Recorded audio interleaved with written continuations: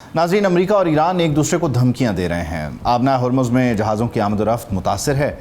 खलीजी ममालिक अपनी तनसीबात की हिफाजत के बारे में परेशान हैं, लेकिन इसी माहौल में अमरीकी सदर डोनाल्ड ट्रंप इस नए मुआहदे मक्का एकॉर्ड पर मुबारकबाद दे रहे हैं। सवाल यह है कि आखिर वो ऐसा क्यों कर रहे हैं, उन्होंने क्या कंसीव किया है। वज़ीर आज़म शहबाज शरीफ ने उनका शुक्रिया भी अदा किया है। पाकिस्तान, सऊदी अरब और तुर्की के दरमियान आपको पता है कि 7 अगस्त को मक्का में होने वाले जॉइंट डिफेंस एग्रीमेंट पर जो है दुनिया भर से रद्द-ए-अमल आया, ईरान से रद्द-ए-अमल आया। सदर ट्रंप का रद्द-ए-अमल गैर मामूली हद तक पुरजोश है। उन्होंने इसे बिग, बोल्ड और पहला गैर ज़रूरी कदम भी करार दिया है और कहा है कि अब खित्ते के ममालिक ज़्यादा मौसर अंदाज में अपना दिफा कर सकेंगे।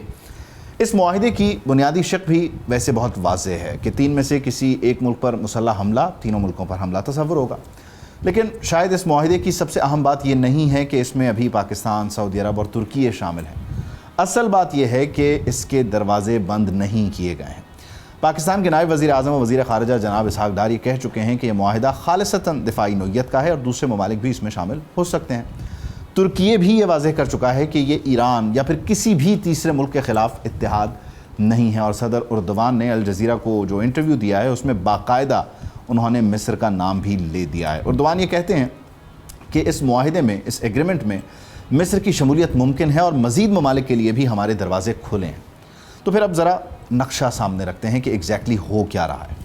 एक तरफ पाकिस्तान, मुस्लिम दुनिया की वाहिद एटमी ताकत, दूसरी तरफ तुर्की, नेटो की दूसरी बड़ी फ़ौज, मजबूत दिफाई सनत, ड्रोन और बहरी सलाहियत, तीसरी तरफ है सऊदी अरब, खलीज की सबसे बड़ी सियासी और मुआशी ताकतों में से एक। और अगर कल को मिस्र भी शामिल होता है तो फिर मिस्र की फ़ौजी क़ुव्वत, बहरा अहमर, सुएज़ और शुमाली अफ्रीका का जो स्ट्रेटिजिक डायमेंशन है वो भी इसमें शामिल हो जाता है। इसीलिए इसे सिर्फ़ और सिर्फ 3 मुल्कों का दिफाई मुआहिदा समझना शायद अभी पूरी तस्वीर नहीं है। ये दरअसल इस सवाल का जवाब तलाश करने की कोशिश भी हो सकती है जो खलीजी रियासतें बरसों से पूछ रही हैं कि अगर ख़ित्ते में कोई बड़ी जंग छिड़ जाए तो हमारी सिक्योरिटी की आखिरी ज़मानत कौन है, अमेरिका है या अब खित्ते के ममालिक ख़ुद इस ज़िम्मेदारी को लेने के लिए तैयार हो गए। और यहाँ जो सबसे दिलचस्प बात है वो ये कि ईरान ने भी अभी तक इस मुआहिदे को अपने ख़िलाफ़ ऐलान जंग करार नहीं दिया। ईरानी वज़ारत ख़ारिजा का जो रद्द-ए-अमल आया है वो ये है कि वो इस अरेंजमेंट से खौफज़दा नहीं है, उसे खौफज़दा होने की ज़रूरत नज़र नहीं आती, बल्कि अगर इलाकाई ममालिक अपनी सिक्योरिटी के लिए बैरूनी ताकतों यानी अमरीका पर इन्हिसार कम करें तो तेहरान उसूली तौर पर इसे मुस्बत भी समझ सकता है। लेकिन यही वो मकाम है कि जहाँ बयान और ज़मीनी हक़ाइक़ एक दूसरे से टकराते हुए नज़र आते हैं, कोलाइड करते हुए नज़र आते हैं। क्योंकि खलीज की जो मौजूदा सिक्योरिटी परेशानी है उसका सबसे बड़ा नाम इस वक्त ईरान है, तेहरान है। इसकी ताज़ा मिसाल आप कतर को ले लीजिए। ईरान का ये दावा है कि मार्च की लड़ाई के दौरान उसके 2 Su-24 तैयारों के 4 पायलट्स में से 3 पायलट जिंदा कतरी फोर्सेस के कब्ज़े में आए और कतर अब तक उन्हें वापस नहीं कर रहा है। तेहरान ने रेड क्रॉस से भी मुदाखलत का मुतालबा किया, लेकिन कतर का जवाब इससे बिल्कुल मुख्तलिफ है। दोहा ये कहता है कि ईरानी तैयारों ने कतर की फ़ज़ाई हदूद की खिलाफ वर्जी की, राबते की कोशिशों का जवाब तक नहीं दिया और कतरी सर्च एंड रेस्क्यू टीम को सिर्फ़ और सिर्फ 1 पायलट की बाकियात मिली हैं, बाकी 3 का कुछ पता नहीं है। कतर साफ इनकार करता है कि उसकी तहवील में कोई ईरानी पायलट मौजूद नहीं है।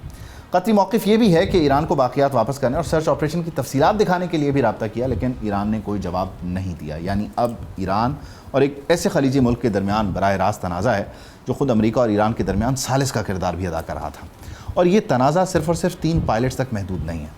ईरान ये ख़बरदार कर चुका है कि अगर अमरीका ने उसके इंफ्रास्ट्रक्चर या तवानाई नेटवर्क पर दोबारा बड़ा हमला किया तो जवाब सिर्फ अमरीकी अहदाफ तक महदूद नहीं होगा, बल्कि खलीज की जो तेल तनसीबात हैं, रिफाइनरीज़ हैं, बिजली का निज़ाम, ग्रिड्स और दूसरी हसास और ज़रूरी जो इंफ्रास्ट्रक्चर हैं वो भी निशाना बन सकते हैं।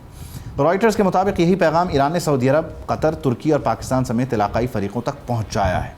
और दूसरी तरफ सदर ट्रंप की ज़बान भी नरम नहीं हो रही है। सिर्फ़ और सिर्फ 2 रोज़ पहले उन्होंने ईरान को वेरी ईवल कहा। अमरीकी आवाम से ये कहा कि ईरान के ख़िलाफ़ जंग की वजह से अगर पेट्रोल कुछ महंगा भी होता है तो इसे बर्दाश्त करना होगा, जबकि ईरान ये कहता है कि आबना हर्मुज़ उसकी शराइत के बगैर मामूल पर नहीं आएगी। इस कशीदगी के दौरान UAE ने ईरान पर अपने तेल बरदार जहाज़ों को निशाना बनाने का इल्ज़ाम लगाया है। टैंकर ट्रैफिक इंतहाई सुस्त हुआ है और आलमी तेल की कीमतों पर जंग का दबाव डेफिनेटली दोबारा बढ़ रहा है। बज़ाहिर तस्वीर साफ़ है, अमरीका ईरान को दबाना चाहता है। ईरान खलीज में अमरीका की कीमत बढ़ाना चाहता है और खलीजी ममालिक अपने लिए नई सिक्योरिटी इंश्योरेंस तलाश कर रहे हैं। लेकिन अब कहानी में एक ऐसी दिलचस्प खबर दाखिल हुई है जो इस पूरी तस्वीर को कहीं ज़्यादा इंटरेस्टिंग बना देती है। امریکی ویب سائٹ ایکزیوس نے یہ انکشاف کیا ہے کہ جس پاسداران انقلاب کو امریکہ میدان جنگ میں ایران کی طاقت کا بنیادی مرکز سمجھتا ہے، اسی IRGC تک پہنچنے کے لیے ٹرمپ انتظامیہ نے خاموشی سے ایک بیک چینل بھی کھولنے کی کوشش کی، اور اس کوشش کے دوران نام آتا ہے تلسی گبارڈ کا۔ تقریباً 10 مئی کو اس وقت کی ڈائریکٹر نیشنل انٹیلیجنس تلسی گبارڈ نے عراقی کردستان کے صدر نیچروان برزانی کو فون کیا، اور یہ رابطہ صدر ٹرمپ کی منظوری سے ہوا۔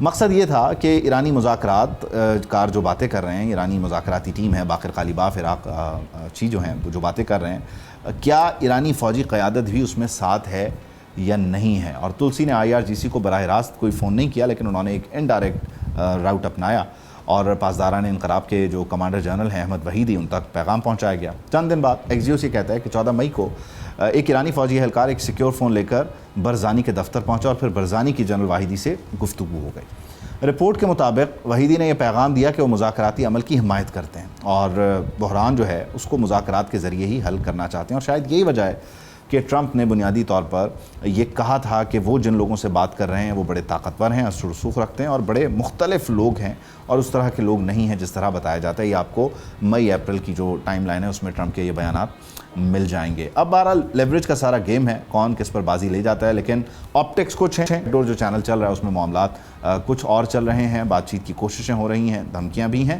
اور وہیں ساتھ ہی ساتھ یہ کوشش ہے کہ مذاکرات کی میز پر تمام فریق آ جائیں اور معاملات کو سمیٹیں۔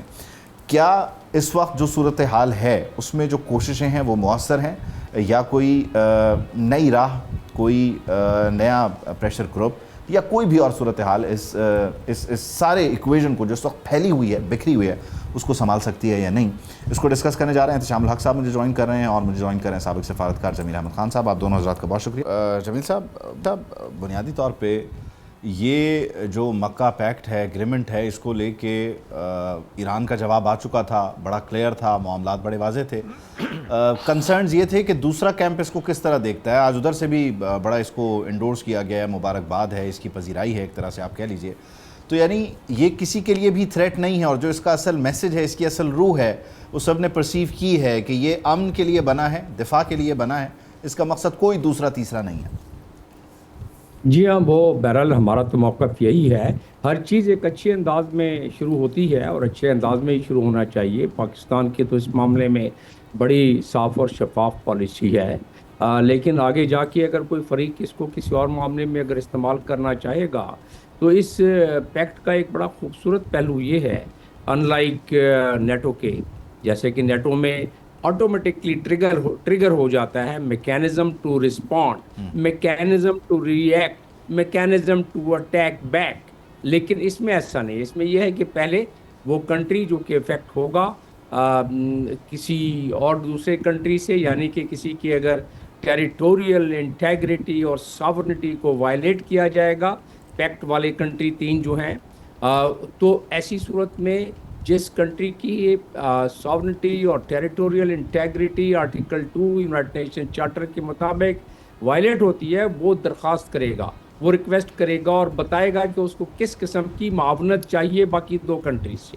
تو یہ تھوڑا سا اس میں ایک کلاز رکھا۔ میرا اپنا ماننا یہ ہے کہ یہ تمام چیزیں جب ہو رہی تھیں، 1 سال سے گفت و شنید چل رہی تھی، بلکہ اس کی ہسٹری تو میں کنیکٹ کرتا ہوں میں اپنے انداز میں، اور میرا اپنا تجزیہ ہے 2017-2018 سے جب ڈونلڈ ٹرمپ آئے تھے سعودی عرب میں، اور انہوں نے تلوار لہرا کے خود بھی ایک عربی رقص کیا تھا، تو ادھر سے میں اس کو لنک کرتا ہوں، وہ بعد میں آتا ہوں میں ادھر، جب انہوں نے کہا تھا کہ اسلامک نیٹو ہوگا، لیکن ابھی صرف اس بات پر میں اپنی بات کو محیط رکھتا ہوں کہ اس کی کنسلٹیشن امریکہ سے بھی میرے تجزیے کے مطابق بدستور جاری رہی، اور اس کی کنسلٹیشن ایران سے پاکستان جو ہے خاص طور پر ایران کو لوپ میں لیتا رہا، اور پیکٹ سائن کرنے کے بعد بھی محسنی صاحب سے جو ہمارے انٹیریئر منسٹر کی میٹنگ ہوئی ہے، یقیناً یہ بات دوبارہ اس کی پوری وضاحت کی گئی ہے، تو لہٰذا ابتدائی طور پر جو کہا جا رہا ہے یہ درست ہے، اور اس میں جو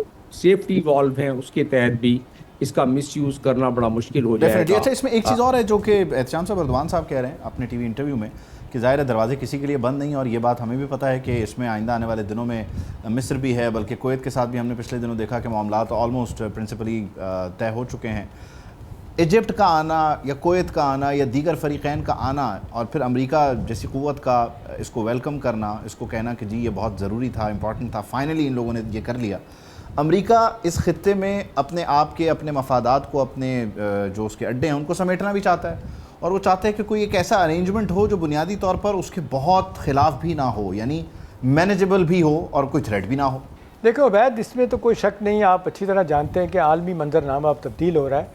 امریکہ میں نیو فاؤنڈ ریئلزم یہ ہے، جو آپ آج کا دیکھیں سروے جو ہے وہ سارے اخبارات میں چھپا ہے، 52% لوگوں نے کہہ دیا ہے کہ ہماری مالی حالت بہت کمزور ہو گئی ہے.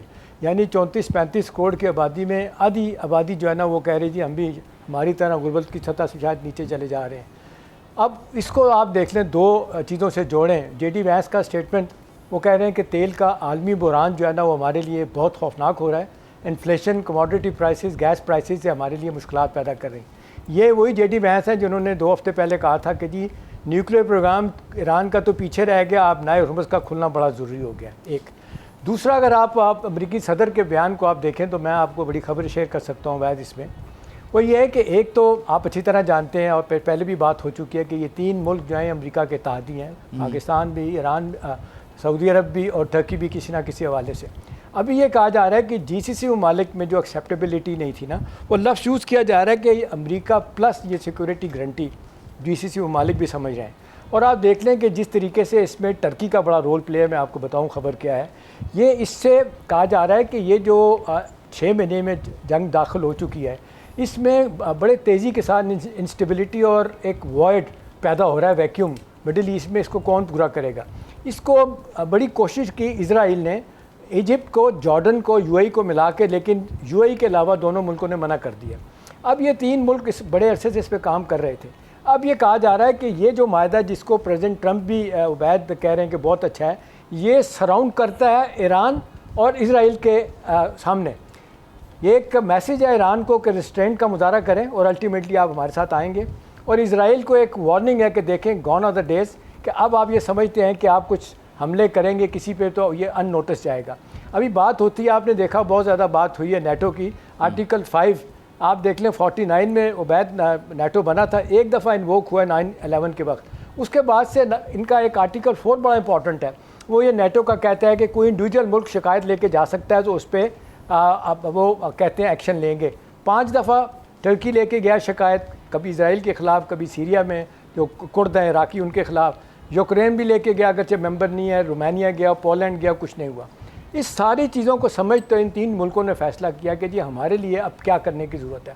تو یہ فیصلہ ہوا کہ جی یہ اس پہ ہم نے آنکھیں بند کے عمل کرنا ہے، اور اس میں لیڈنگ رول پاکستان کو دے دیا گیا، اور اس لیڈنگ رول میں پاکستان کی ایئر فورس کو رکھا گیا ہے. ابھی دیکھیں وہ جنگوں کا زمانہ چلا گیا، 13 لاکھ فوج ہندوستان کی ہے، ہماری 6 لاکھ فوج ہے، کوئی فرق نہیں پڑتا. ایک دوسری بات یہ ہے کہ اس وقت عبید جو بڑی خبر یہ ہے کہ جی سی سی میں جو 19 امریکہ کے ملٹری بیسز تھے، وہ 13 جو ہے نا وہ کہا جا رہا ہے کہ یہ بالکل ناقابل استعمال ہو گئے. امریکیوں کے لیے ایک مسئلہ بن گیا، اور امریکی خود اب جو اطلاعات آ رہی ہیں، جو سفارتی ذرائع پیغام دے رہے ہیں، جو باتیں میری کانوں نے سنی ہیں، سمجھ آ رہی ہیں، وہ یہ کہہ رہے ہیں کہ یار اپنی سیکورٹی آپ رکھیں، ہماری شاید مشکل ہو رہا ہے. اور اس کے پیچھے مجھے کہنے میں کوئی آر نہیں ہے کہ رشیا اور چائنا وہ یہ چاہتے ہیں جنگ پرولونگ ہو، وہ بالکل بند نہیں کرنا چاہتے. اور آپ نے دیکھا کہ وہ نیو ورلڈ آرڈر میں ان کی پوری کوشش ہے. ایک وہ ہے، ایک دوسرا پہلو اس کا ایک ہے، میں عبید آپ کو بتاؤں کہ ایک نیو بینکنگ سسٹم کے اوپر چائنا اور رشیا کام کر رہے ہیں. اور دوسری بات یہ کہا جا رہا ہے کہ امریکہ کے لیے آخری بات بڑی امپورٹنٹ ہے، یہ کسی طریقے سے انہوں نے ڈالر کو بچانا کا ریٹریٹ آف ڈالر، امریکہ ریٹریٹ آف ڈالر. اس کے لیے کہا جا رہا ہے کہ امریکہ کو کوئی بڑی جنگ لڑنا بھی پڑی تو لڑیں گے. ابھی تک تو آپ نے دیکھا کہ ڈالر بچا ہوا ہے، لیکن اب لگ رہا ہے آئندہ آنے والے لوگوں میں صورت خرابی کی طرف گڑبڑ ہو سکتا ہے. اچھا، یہ امریکہ پلس کی بات کریں، وہ زی پلس والے بھی پریشان ہیں نا، زیڈ پلس سیکیورٹی والے ہمارے پڑوس میں. وہ اپنے یوم آزادی پہ انہوں نے بولا کہ جی میری جب ان سے بات ہوئی تو انہوں نے مجھے کہا بے فکر ہو جائیں، ہمارا پلان یہ ہے کہ ہم نے عربوں کو لڑوانا ہے ایران کے خلاف. تو وہاں ہم نے ایک طرف وہ پلان بھی فیل کر دیا ہے. دوسرا اس کے آگے جو بند رہا ہے، آپ سمجھ رہے ہیں کہ ایران نے جس طرح سے کنسیو کیا ہے تو یہ سارے کا سارا معاملہ اب ٹورڈز اسرائیل ہے. ایران تو پہلے سے جانتا بھی ہے، سمجھتا بھی ہے ان معاملات کو کہ اس نے کس حد تک پینیٹریٹ کرنا ہے گلف میں. لیکن یہ اسرائیل کے لیے ایک بڑی واضح 2 ٹوک وارننگ ہے کہ جی دیکھ لیں، ترکی آپ کے لیے بہت بڑی تھریٹ، پاکستان آپ کے لیے بہت بڑی تھریٹ، دونوں مل گئے تو سوچیں آپ کے خلاف اب ہوگا کیا. डॉक्टर साहब, बेसिकली ये बात इसी समत में जा रही है, लेकिन ये बात जाके आखिर में कनेक्ट हो जाएगी ओस्लो अकॉर्ड से। ये वहीं जो टू स्टेट थ्योरी है उससे कनेक्ट हो जाएगी कि जो जहाँ है जीने दो, जियो और जीने दो के हिसाब से। जो एक्सपेंशनिज्म है इजराइल का, यानी ग्रेटर इजराइल, जिसको इंडिया में अखंड भारत के तौर पर वो कहते हैं, दुनिया में मोदी जी, दुनिया में दो ही ऐसे मुल्क हैं, एक ग्रेटर इजराइल की बात करता है और दूसरा अखंड भारत की। वो दोनों के ख्वाब जो हैं वो चकनाचूर हो गए इस मामले में, इसलिए कि अब अमेरिका मुहर्रिक है टू स्टेट थ्योरी का, फ़लस्तीन ओस्लो अकॉर्ड का, उसमें उसकी छतरी के तले ये सारा होता रहा और वो अब तक नाकाम रहा। उसी तरह नाकाम हुआ जिस तरह के 15 पॉइंट का ये पीस प्लान 20 का था, फिर 15 पॉइंट का डोनाल्ड ट्रंप ने अभी अनाउंस किया और नेतन्याहू कहते हैं कि नहीं, मैं नहीं मानता इसको। तो ओस्लो अकॉर्ड का भी यही असर हुआ। लेकिन अब ये जो मुआहदा मैका पैक्ट है, इसके बाद इजराइल को 10 दफ़ा सोचना पड़ेगा कि वो जो जिस तरीके से इंकर्शन करता है इसको इस्टेब्लिश हो जाने दें। अभी तो उसका सेक्रेटेरिएट बनना है, अभी इसकी मिनिस्ट्रियल कमेटी बननी है, अभी इसके इंस्टीट्यूशंस बनने हैं, अभी इसके रिसर्च विंग बनना है, इसकी प्रोडक्शन विंग बनना फिर है। पता चलेगा। ये तमाम चीज़ें नेटो की तरह जब हो जाती हैं तो वो इजराइल का ख्वाब भी चकनाचूर होता जाएगा। तो इसके बड़े मल्टी लेयर्ड किस्म के इसके डायमेंशंस हैं। दूसरा, आपने कहीं इशारा अपनी गुफ्तगू में आपने अभी दिया थोड़ी देर पहले कि कहीं आगे जाके ईरान भी, मैं बहुत सारे प्रोग्रामों में कह चुका हूँ कि आगे जाके जब ये ग्लोबल नॉर्थ से ग्लोबल साउथ के तरफ सफ़र जो होना था अगले 15-20 साल में, वो सफ़र अब मज़ीद तेज़ हो गया है, मोमेंटम तेज़ हो गया है उसका, और अब वो सफ़र जो है बहुत नज़दीक और बहुत तेज़ी से बढ़ रहा है नॉर्थ से साउथ का, जिसमें ईरान इस नए सिक्योरिटी पैराडाइम और इस नए सिक्योरिटी आर्किटेक्चर के बाद ईरान इस कैलकुलेट्स का एक हिस्सा बन जाएगा और और ज़हन में वाली रखें कैफियत कि हो जाएगी ना, क्योंकि वो नज़रियाती एतबार से भी कनेक्ट कर सकता है। ठीक है, कुछ मामलात पे कॉम्प्रोमाइज़ दोनों तरफ से होने होंगे, लेकिन इसमें एक चीज़ और भी है। ज़ाहिर है हम क्योंकि इस वक्त मक्का पैक्ट को जहाँ डिस्कस करें, मैं लास्टली चाहूँगा एहसाम साहब कि वो जो तुलसी गबार्ड वाली एक अपडेट आई है ना कि अमेरिका किस हद तक डेस्परेटली कोशिशें करता रहा है और वो मेक श्योर करता रहा है कि वो राइट लोगों से बात करता रहे। तो आप समझते हैं कि इस तनाजुर में जो हमारी कोशिशें हैं, फिर ये जो ख़बर रिपोर्ट हो रही है एक्सियोस की तरफ से या बाकी दीगर वेबसाइट्स और न्यूज़ चैनल्स की तरफ से, ये सारी सही डायरेक्शन में जा रही हैं, या ये पीसेस ऑफ इंफॉर्मेशन जब मुख्तलिफ टाइम में लीक होते हैं एज़ पर डोनाल्ड ट्रंप, तो ये इस पूरी इक्वेशन को डैमेज करते हैं? देखिए, डोनाल्ड ट्रंप की तो बात ही कुछ हो रहा है। आपने देखा 2 दिन पहले उन्होंने कहा था कि हम तो अब नए हॉर्मुज़ को डिक्लेयर करने वाले हैं, नेक्स्ट करने वाले हैं, हमारा हिस्सा होगा। वॉल स्ट्रीट जर्नल के रिपोर्टर ने वाइट हाउस के एक ऑफिसर से बात की, उन्होंने कहा वो तो सिर्फ एक मजाक था। देखें, अब उनको तो आप छोड़ दें। देखें, इस वक्त सूरत हाल ये है कि मुझे एक बात पता चली है कि हमारे मोहसिन नकवी साहब के आने के बाद, देखिए, रिफॉर्मिस्ट जो है ना वो बहुत परेशान है वहाँ पे, मुश्ताक पेशकियान साहब और हमारे राक्ची साहब और किसी हद तक कालीबाग साहब। अब वहाँ पे जो नेशनल सिक्योरिटी काउंसिल नहीं बनी और जो उसके नए सरबराह बने हैं, वो पहले वाले से भी ज़्यादा हार्ड लाइनर है। अब मुश्किल ये पेश आ रही है, अगरचे पाकिस्तान की बात सुन भी रहे हैं, ये मान रहे हैं, अब ये इस बात का इकरार कर चुके हैं कि MOUs के लिए हम पाकिस्तान में दोबारा आएंगे, उसकी टाइमिंग अब देखनी है कैसे होती है। असल मसला इस वक्त जो है ना वो JD वैंस का है, जिन्होंने अगला इलेक्शन लड़ना है। वो कहते हैं कि इस जंग से निकलने के लिए हमें ज़रूरी है कि भले हमें नाम दिया जाए कि जी हमारी नेशनल ह्यूमिलिएशन हुई है, हमारी डिफीट हुई है, हम इससे निकल आए। प्रेसिडेंट ट्रंप तो बिल्कुल आप देख लें तेज़ी के साथ उस तरह रेलेवेंट हो जाएंगे, बीमार भी हो गए हैं, मुश्किल से चलते फिरते हैं, नई बीमारियाँ उनको लग गई हैं। JD वैंस का मसला, इस मसले को हल किया जाए। दूसरी बात है कि ईरान में आखिरी बात वैध यह है कि ईरान में इस वक्त जहाँ जो पुराने सफारतकार हैं वो ये कह रहे हैं कि हमारी पॉलिसी बड़ी गलत रही है।